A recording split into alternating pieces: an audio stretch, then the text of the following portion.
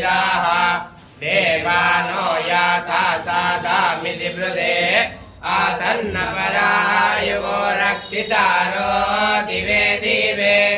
देवानां भद्रासो मतिरोजो यतां देवानां रातिरवीनो निवर्तताम्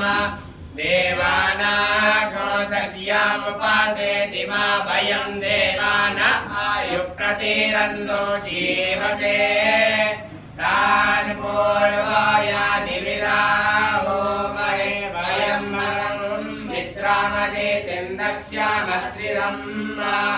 अर्यामाणं वरुणो सोमामस्त्रीना सरस्वतीना शुभागामयस्करदा तन्नो वातो मायो भुवातो वे सदन्दनमाता पृथिवी तदपितात्यो तद्ग्रावाणः सोमस्वतो मायो भुवत्तदश्विना शृणुतं द्विजनायुवम् तमेसानं जगतदस्तो दशपदन्द्रियं दिर्वामवासेवो वयं ओसानो यथामेन सामासदृतेरक्षिता प्रायोराधमना स्वस्तये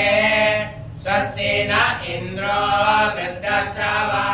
स्वस्ति न पूषा विश्ववेदाः स्वस्ति नस्तार्क्ष्यो अरिष्टमेवे स्वस्ति नो बृहस्पतिर्दधातु पृषास्वामरोत पृष्णे मातरसो भय्यावानो विदते सो जग्मायः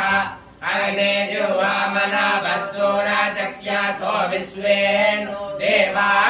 आवसागामन्यः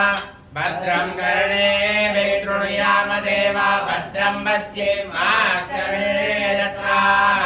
स्थिरैरङ्गैः सुष्ठुवाकोशस्तनोभिर्व्यासेम देवहितं यदायो शतमिन्नो शरतो अन्ते देवायतरा नश्च करादशं